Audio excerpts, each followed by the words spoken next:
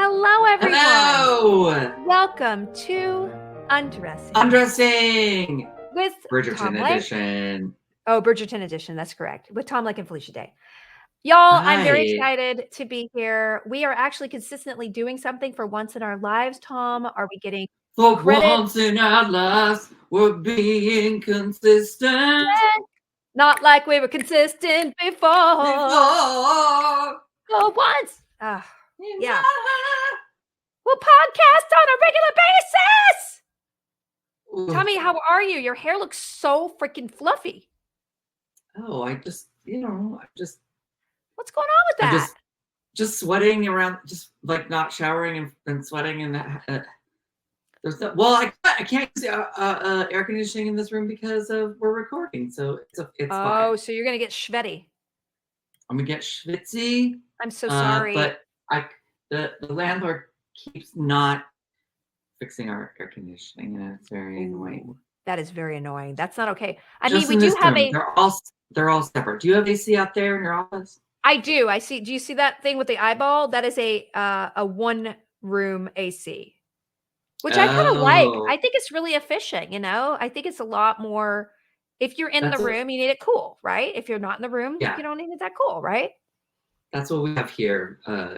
Each room has a different system. So the one in your room is not working. The one in here in the office here is not working.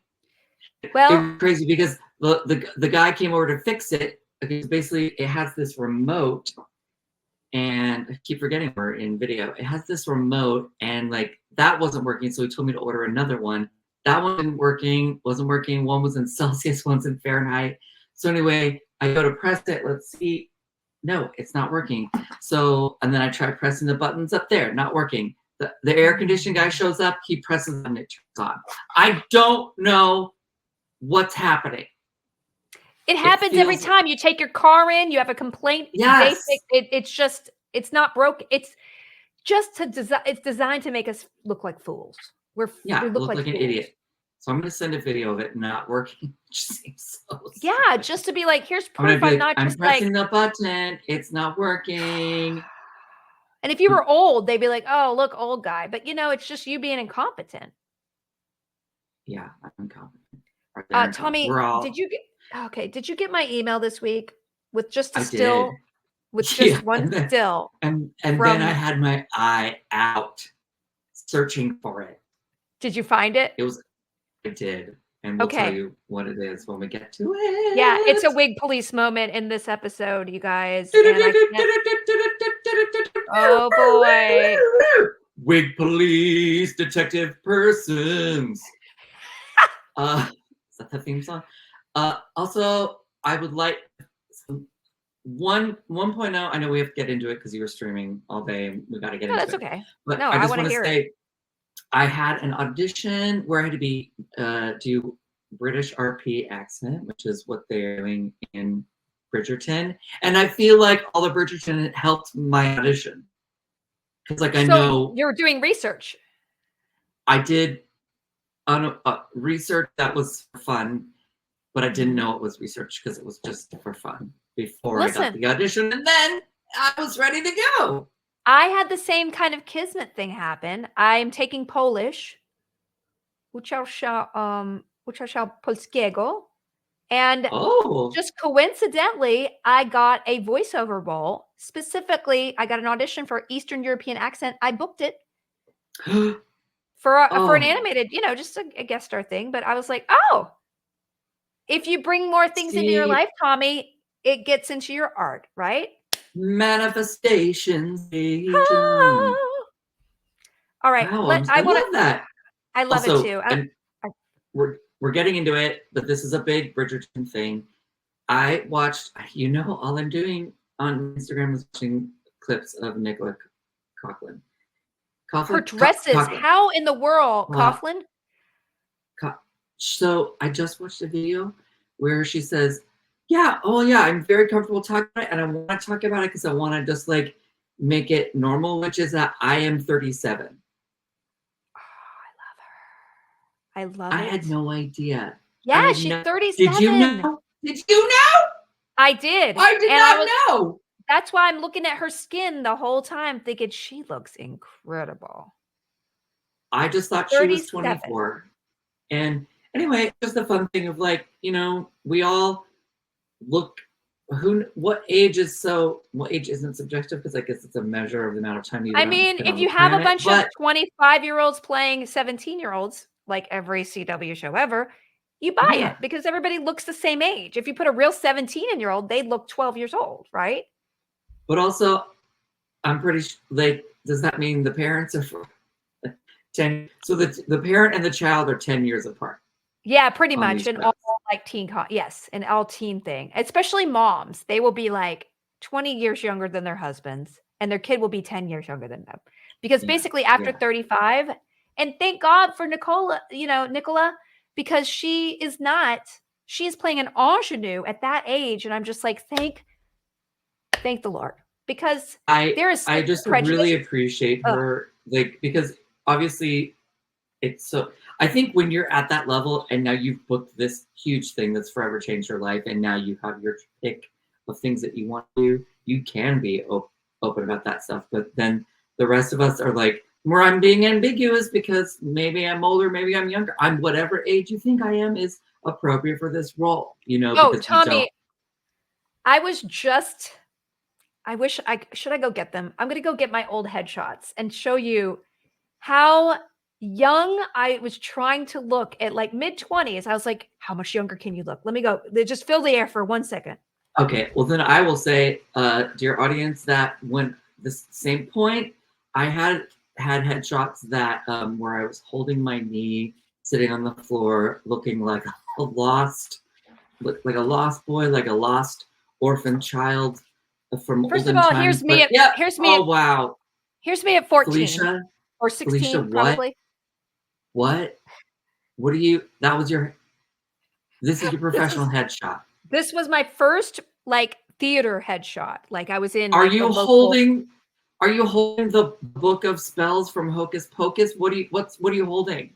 I'm holding the back of a chair. I wish the Oh, podcast people, you'll have to go to YouTube to get a little bit of this flavor. oh my And I have god! the makeup of a 49-year-old, like, Avon woman. My eyebrows are so overplucked. Like, why are they so far apart? That's not where you never use Oh the wow! don't use the line of your nose. That's a rumor. Anyway, that's not what I wanted to show because I did find this, and okay. So I'm scanning in all my fake pictures, and I'm going to throw out any Wiping my duplicates or anything I lens. don't care about. But, like, Okay. here I am, just like, oh God, I'm so young. Here, look at me. I'm mid-20s, but I definitely am young. I could play a teenager. I could do it. I could I do it. remember this headshot. I specifically Yep. remember it. But then at the same time, I was like, if you need a mid-30s woman who can What? host, Is that the same year? same session of headshots. What? Wait, go back to the other one. The other one is the same day, you guys. The same. Here's Okay, another one. because that one was giving mom.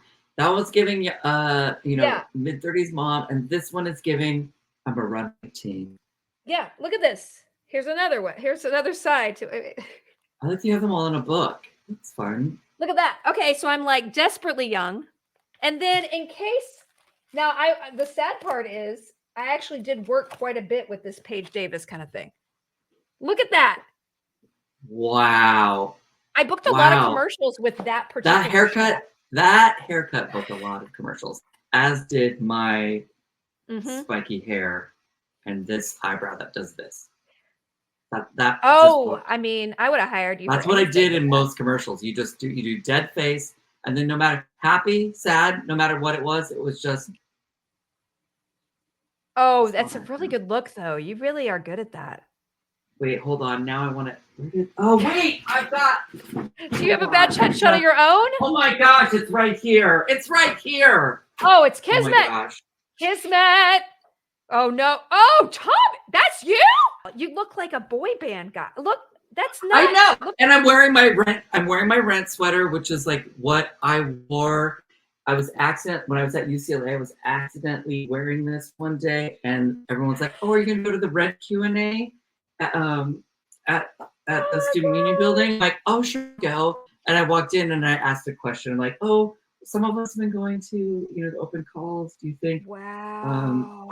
is that like a real thing, or is that just for PR? And Neil Patrick Harris said, He was well, there? he was there doing the Q&A because he was in it downtown at that music center. He was doing Rent, playing the part I was auditioning for. And he's like, well, you certainly got the right sweater. And I was like, no, I didn't get to explain. Wow. I didn't get to explain that I wasn't planning. I just, It was a coincidence. my friends were like, it's a coincidence. And I didn't have time to explain. It was like, but I feel really bad for you. That's mortifying. Okay, so we put it on the table. And it's pretty clear that at any age, we would not be cast on Bridgerton. Let's just be honest, okay? At any age. Why did he push it's like he just pushed my hair so far back. You had such I was about to say. I didn't know you had that much forehead. I know, I do. And I just, after this photo, I was like, oh, there's a better way to do it. He kind of just let it fall forward. But he was like, fully just put Vaseline in my hair. Oh my God. Because he's like, you don't want flyaways.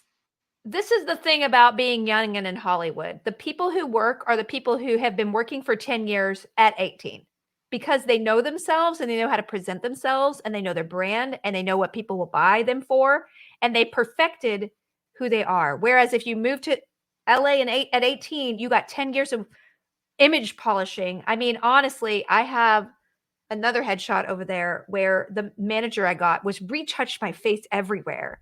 And I was like, oh, this is what I should have done to my face earlier if I wanted to work for this manager who, by the way, represented all Days of Our Lives stars. So I didn't want that. But like, it was like behind my back, they were like straightening my face, moving my jaw, lifting everything. It was really a little offensive, but Hollywood, standard Hollywood. Hollywood, it's changed and yet it's still the same.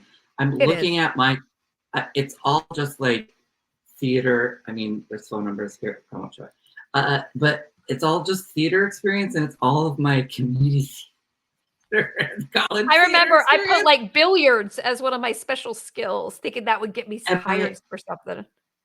My television film experience is from my senior year of college, and it says Boogie Nights, which I was an extra that got bumped up to. It's how I got into the union, by the way. I got bumped up because I had a line and I went to the union after we were done. I'm like, hey, and they put me in. But oh my God, that's exciting. So then my next credit is Sweet Valley High. I was an extra. I did extra work for a summer. So I definitely had to put that on there. And then the final TV film credit is Rent: Tragedy to Triumph. KCOP. What? What is that? I think they just came and filmed the open call and it was on the news and I decided it was worthy of putting on my resume. Woo! Oh my God. Oh, no wonder we're here. So anyway, here we are. All right. Bridgerton, episode 3, Forces of Nature. This was... Oh, sorry. I don't know. What do you think about this episode? It was satisfying. It was fine. It's just not surprising me at all. You know what I'm saying? But it's fine. I enjoy it. But it is what it is, It was the lowest stakes we've ever had in an episode. I will say that. The lowest stake. You're absolutely right. It just was like, oh wow. We'll get to why it's so low stakes in a minute. But to me, it was a little bit of, it wasn't like a standout.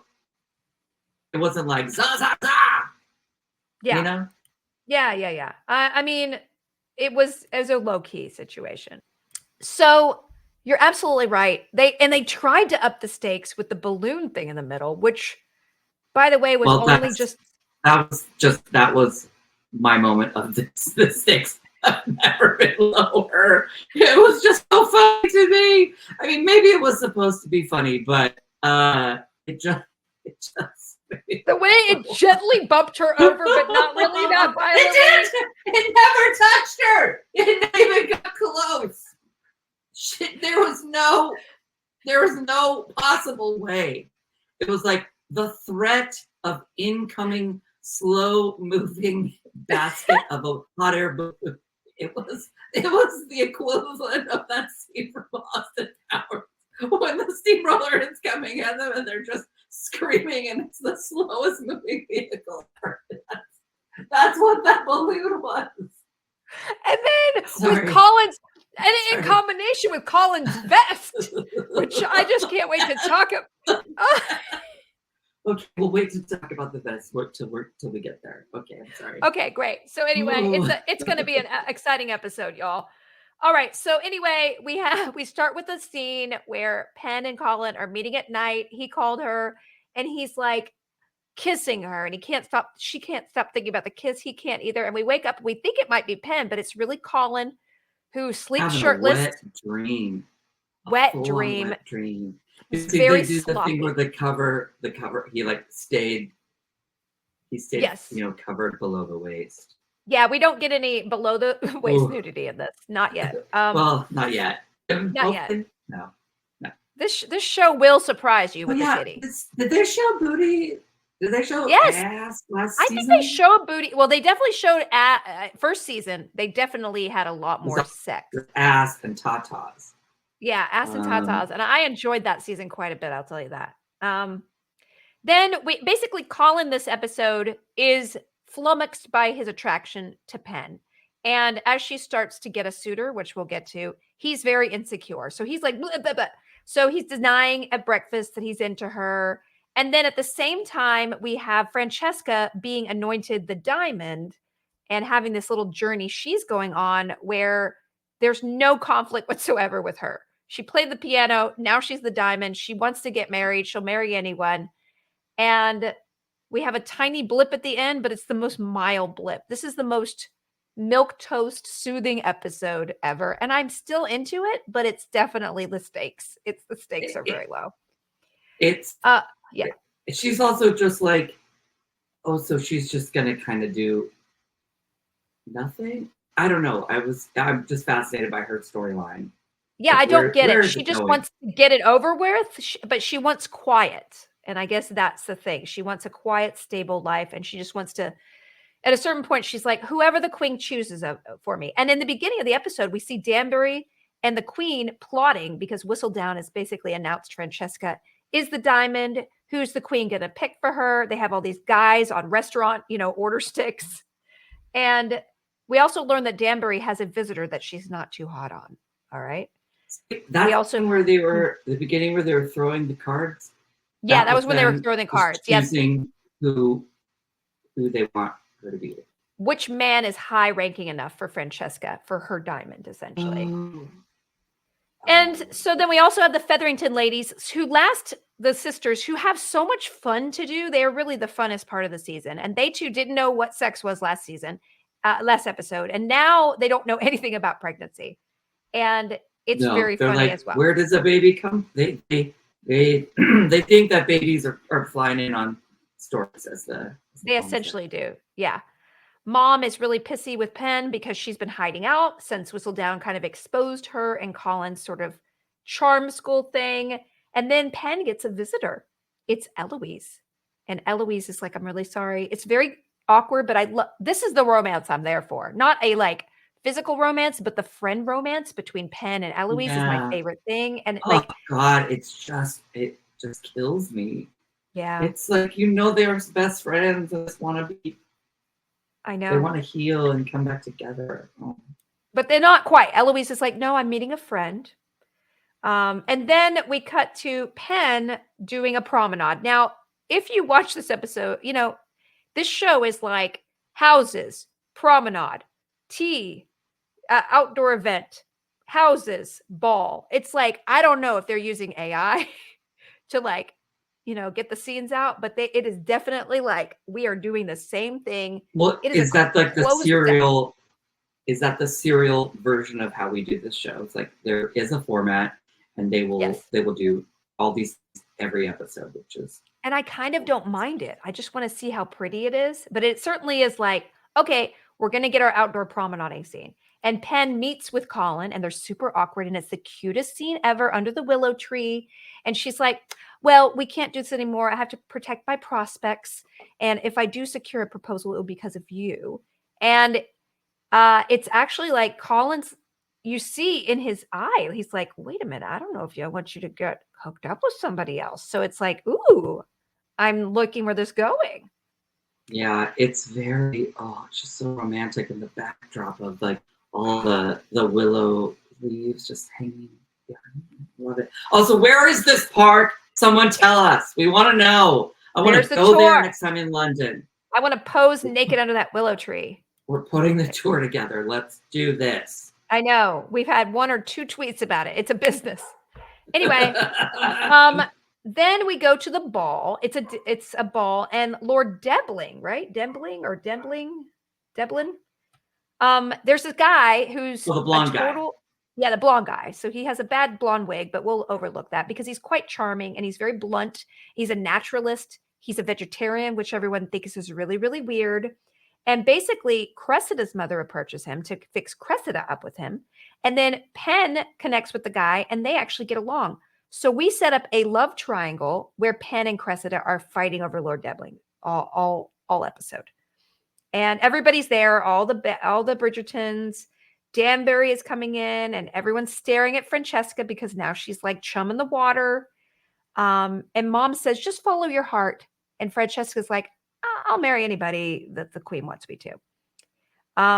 Penn gets the bitch stick from a couple of dudes who are like, oh, you looking for a husband? Oh my God. I don't like it. The Mondriches are there.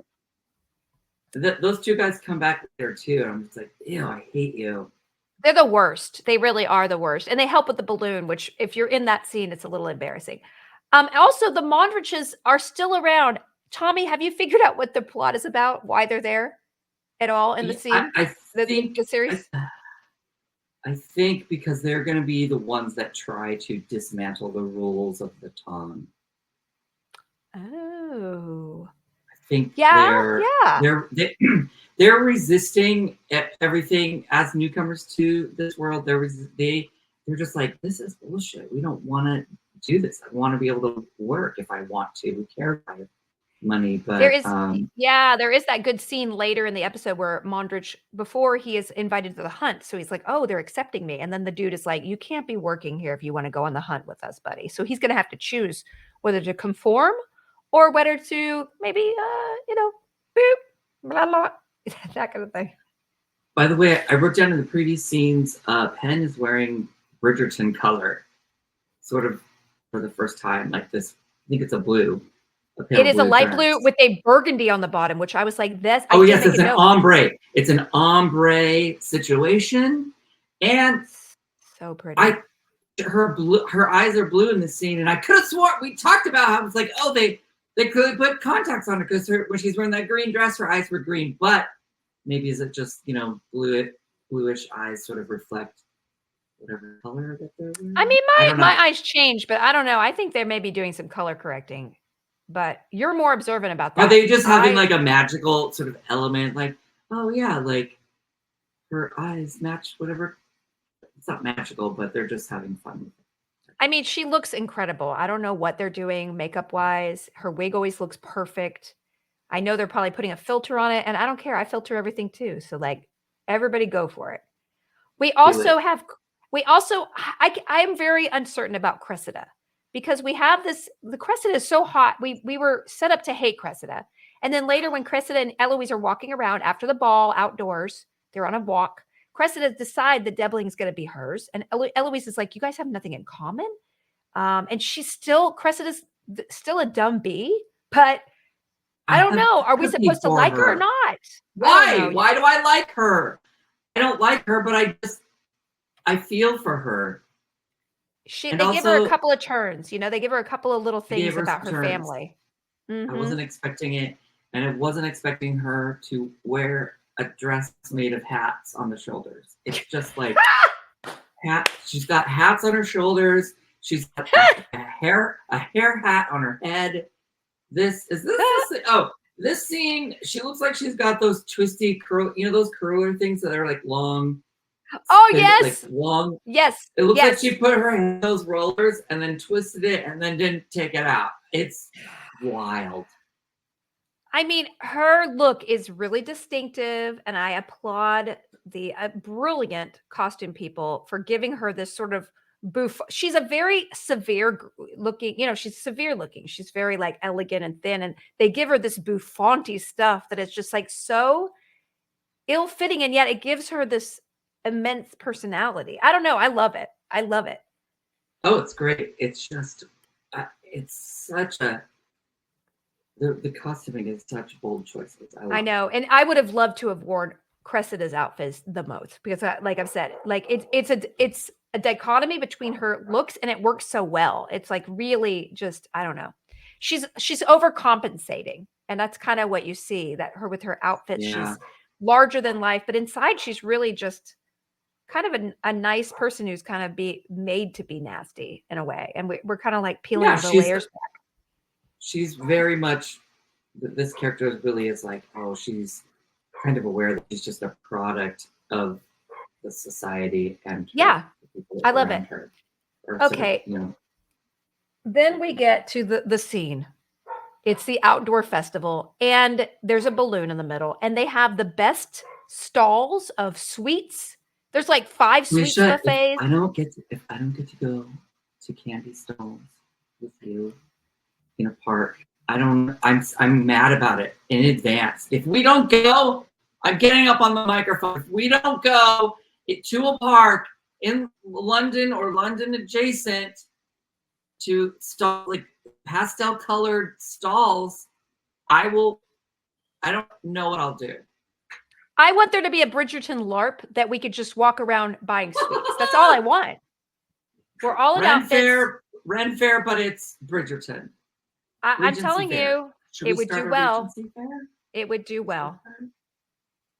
I will say that everybody has a very cool, everyone's there. Mondrich, all the Bridgertons, all the Featheringtons. The Queen has this strange wig on that has sort of like a tidal wave in it, which is very cool. But wow, she needs an extra help hold it up because it's getting bigger and bigger. She has a line where she says, "I did think it would be bigger," and I was like, it was just so great while she's wearing that wig. Exactly. She's looking at the balloon. So, and this is a very fun sequence. So I couldn't enjoy it because of Colin's outfit. Please present to the audience Colin's outfit. Wearing a vest that I'm trying to think of the store in the mall in the 90s. It was like the equivalent of Charlotte Russe, but for men. What was it called? And I yearned to wear the clothing in there. It was like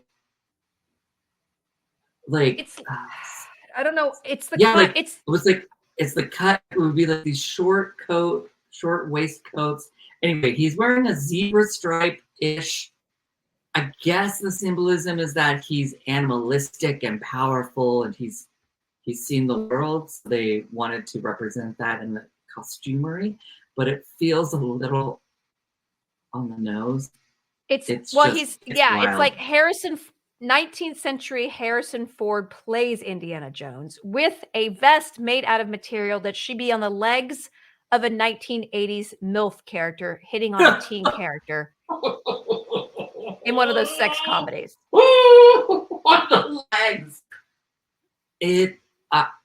I don't understand it. It's like tiger. It's like zebra, but the background's brown. I'm so confused by this vest that every time we cut to him and his wonderful acting, I was like, oh, kind of reading Harlequino, like the jester character from Commedia dell'arte kind of vibe as well. Yep. And so it's just very confusing to me. It's so early 90s. I can't handle it. And no one else is dressed like him.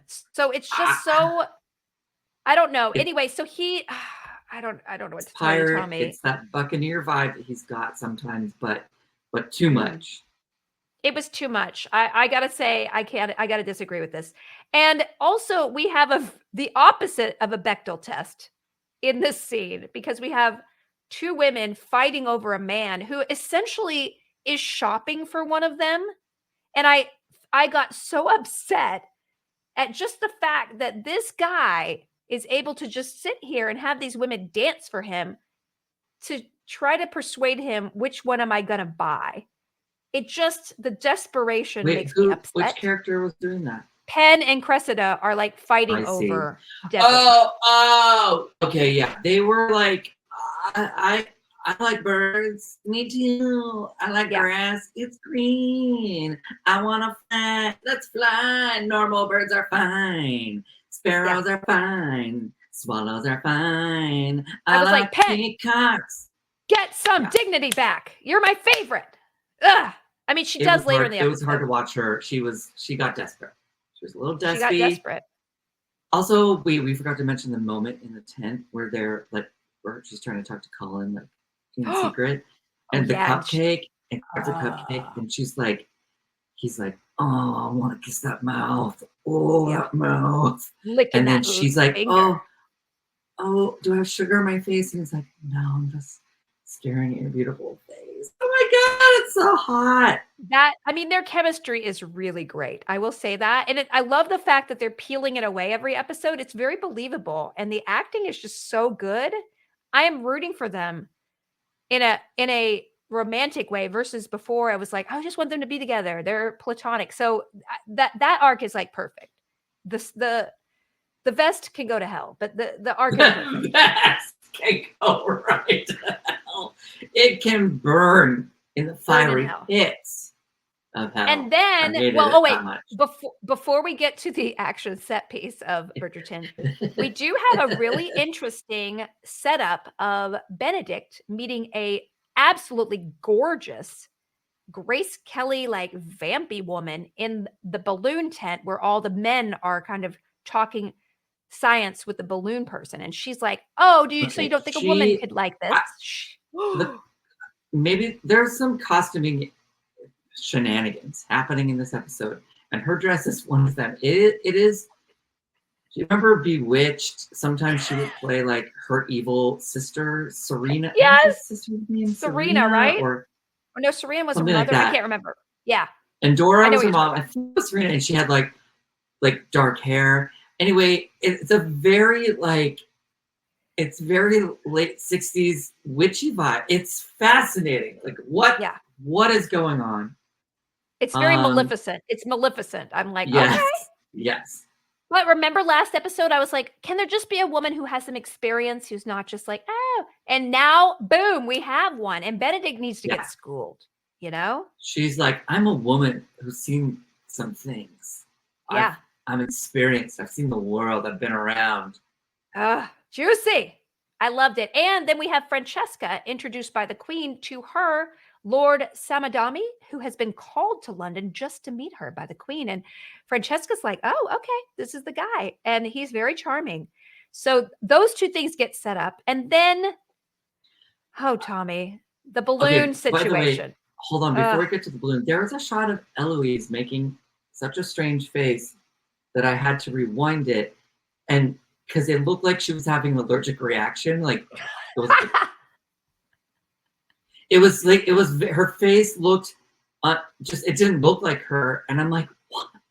Why would they keep that? It looked, I guess it was a comedic moment, but it just was, I guess it was it a response to, I know exactly what you're talking about.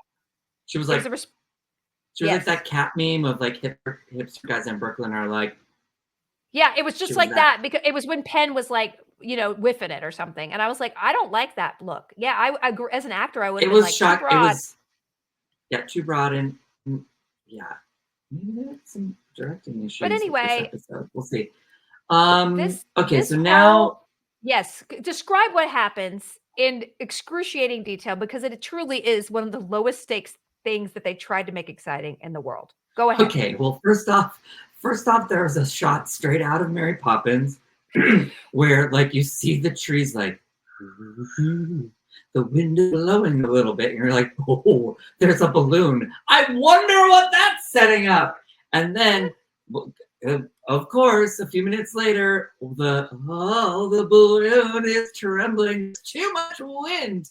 And then it's because one of the Featherington sisters is trying to hook up with her husband, And then she pushes him away because she sees an old person, like a pervy old guy, that she's embarrassed of. She's like, oh, I don't want him watching me. So she pushes her husband, and then he hits a rope. A rope comes unloose. Then you see the loose rope going by, and then Colin's like, oh my gosh, what's happening? And then danger, danger! The balloon could possibly fly away. It also feels like the Wizard of Oz ending, sort of. A little bit. So then, anyway, he's like, oh my gosh, it's flying away. I must save it. Come, gentlemen, join me in an effort to show our heroic strength. And then they all on a rope. And then what happens, Felicia? The basket looks like it might go forward a little bit, and dramatic music underscores how far, but it belies the fact that the basket is far away from anybody at this point, except Penn is sort of paralyzed 100 feet away, and yet it seems as if she might be in slight peril. And so Lord Debling goes, "Roar!" and sort of like tosses her aside in a most unflattering way. He kind of just tosses her on the ground. Of her, as if the balloon basket, A, was that heavy, and B, did squish you, it just would make her more squished, because then she had more weight on top of her. I would have imagined she would have been more injured by a man throwing himself bodily on her and kind of clocking her to the ground where her feet and her skirts fly up, than the balloon being 100 feet away, flying over her. The balloon is moving so slowly, as we said, in the style of Austin Powers, steamrolling its way. And Colin's like, no, in his mind, I love her, I can't let her know, but oh, that man upstaged me and he rescued her. I won't get any of the credit, even though I initiated this group of people pulling on a rope. And then, she's fine. Everything worked out. The balloon wasn't actually a danger. Then weird man who owns the balloon, the wizard gets in this balloon and then takes off. In a dangerous wind conditions? What is happening? In my mind, the rope snakes around her neck. She's about to be decapitated. Colin is desperately pulling on the rope. And then Lord Debling has to get his adventuring knife out and saw it off. And she's like, I like this rewrite. This rewrite works so much better. Raise the stakes. I know. Or make it funny where she wraps her ankle and yes, her up. Either way. Maybe it was in the script at some point. They're like, we can't do this. It's not safe for the actor. We can't do it. I don't know. It's just the whole sequence. I just want to forget it exists because I love this show so much. And the flaws are glaring. And yet I was riveted in a reality show way. I was like, are they really doing this? Yeah. I mean, obviously one of the fun things about this show is our suspension of disbelief in the fashion and so many areas. So it is fun to sort of be like, okay, sure. I'm going with this balloon moment. Also, didn't hot air balloon at that time period, would it have the fiery thing at the bottom, or were those helium balloons? I don't know. I would have thought that they needed fire. They needed what if it was fire? Anything that wasn't a basket that was mildly sized that might swing by a woman, And weren't they wicker baskets? Not like a hard acrylic shell. That looked like acrylic, which did not exist then. It was a fee. It needed to be wicker. It's fine. The one good thing I do like in this whole scene is Cressida seeing Debling over Penn, being her savior, and then just faking an ankle injury. And I kind of loved how premeditated. Is all of us. She's all of us. Easy route, path of least resistance. Let me get what I want. She'll do I'll do anything to get what I want, and I need to be married. So anyway, we move to a ball, and the ball's theme is invention night or something about innovations. Oh, I missed that. Okay. Yeah, and they're all looking. That's why Cressida Zoe Cressida's in a full-on Star Trek costume. She has It's full-on TNG, like in the lounge area. You know what I'm saying? It's Whoopi Goldberg. Be like, where did you get your outfit? It's fully. It's too much. It's gone too far. In the best. They're going crazy. She's wearing a corset on her neck. But then she has you have to shape your shoulders of a Buick. I don't know. It was so strange. There's just and then her hair looked like Triscuits. It looked like Triscuits. That's the worst compliment you've ever given. It was like wafers, like very giant. Oh my god! Very dry, crispy looking hair. Crimping. Triscuit crimp. It's called the Triscuit crimp, Tommy. Triscuit crimp. Try to say that one 4 times fast. Oh, I can't. Oh boy. I love her. And we're like, oh, and you know what we have at the top of this scene?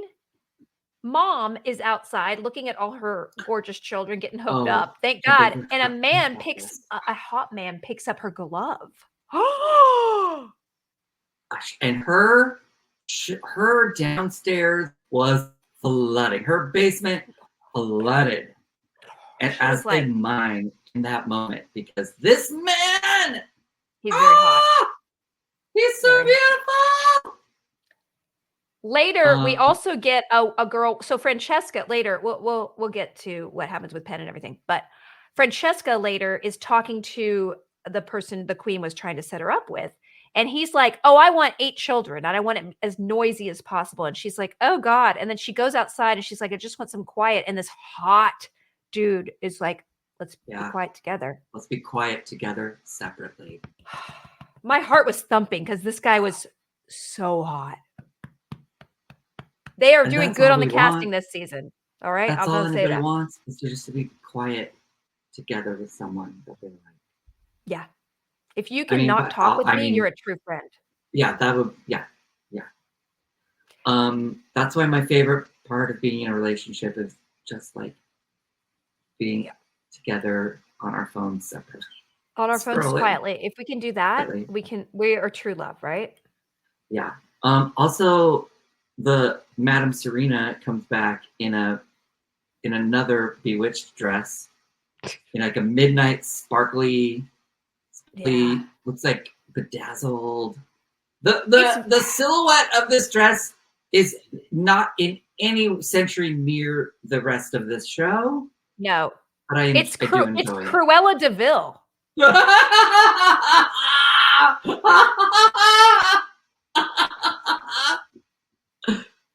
What I don't know is happening in this episode?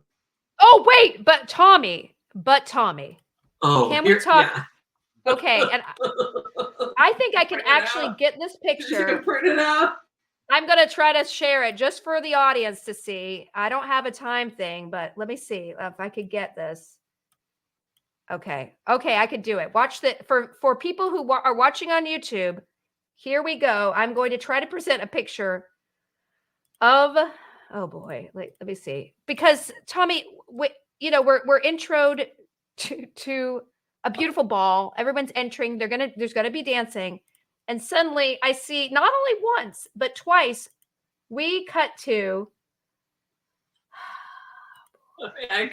To this guy. Tommy, explain to me this man. Here. What? Wait, I got it. Wait, look at the screen. I'm sharing it. We have double I don't wigs. see it. It's not showing up. I don't see it. What? Oh, but maybe it's showing on the final product. Okay, I don't know why you can't see that. That's very interesting. Well, you know what? You have double wigs. Talk about this wig, please. That's a wig on a wig. It's not even a wig. It's like a summer muff wig. It looks like, you know, when you go to the drugstore and you get a scrunchie made of hair. It looks like several.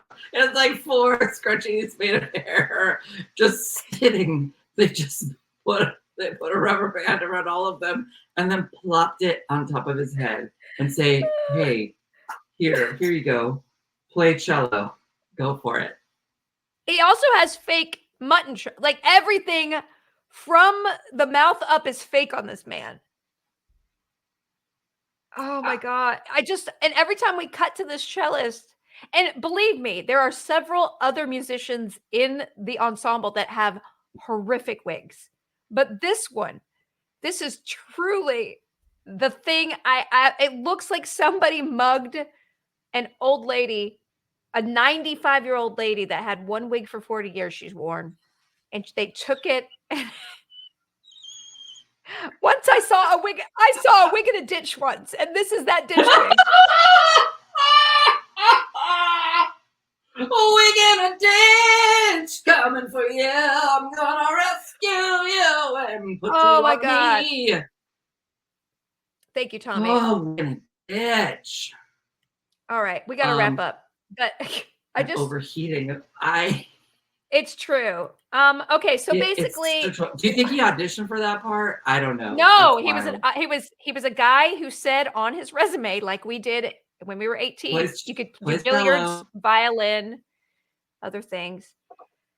So anyway, we have Debling being fought over by Cressida and Penn. You know, all of this. Mama actually meets this guy again. It turns out it's Lady Danbury's brother, who she's very disapproving of for some reason. We have the Mondrich saying about you can't work there. Which one? Is her brother like a grifter? Like she's very mad that he's there. She wants him gone, and I want to know if he's gone. Because obviously he's going to start dating Mama Bridgerton, and we want to know what's up. We don't know what's up with that. Then on top of that, we end our episode with Penn being like Penn in a wonderful way. She goes up to Debling. It's like, guess what? I was lying when I said I like grass yesterday. I was not acting like myself, and I want to apologize to you. And he's like, I don't want somebody who likes what I do. And I loved it because it's like the girl speech I always wanted to give. I'm not an outdoor girl. I don't really, nature doesn't do it for me. I like being inside. I like writing and reading, and that's who I am. And I'm sorry I lied. And he's like, well, that's very refreshing. I don't want someone like me. I want someone living their true life. And it's like, oh, I love it. And Colin is not happy about this, but they start dancing. Oh, the moment where Colin's like, I have something to tell you. And then she's like, and she's kind of like, she's like heaving and like out of breath and like freaking out a little bit. And then the guy was like, Evelyn comes over and says, can I have that dance I requested earlier? And she's like, oh my God, do I go with him? Do I go with him? Oh, I'm going with him. I'm doing it. Colin whiffs it. He can't pull it out.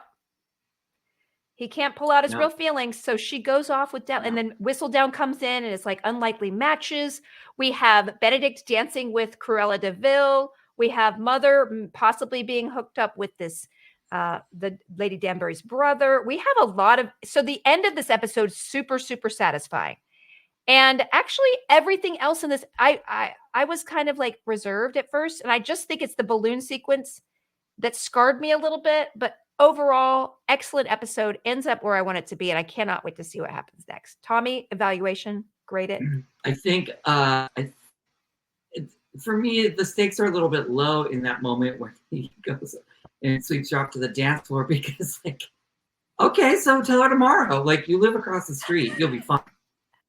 You'll be fine. You can just tell her tomorrow. But we know that he's gonna like, it'll take him another 2 episodes to work up the strength, and then he'll be like, no, he can just have her. I lost.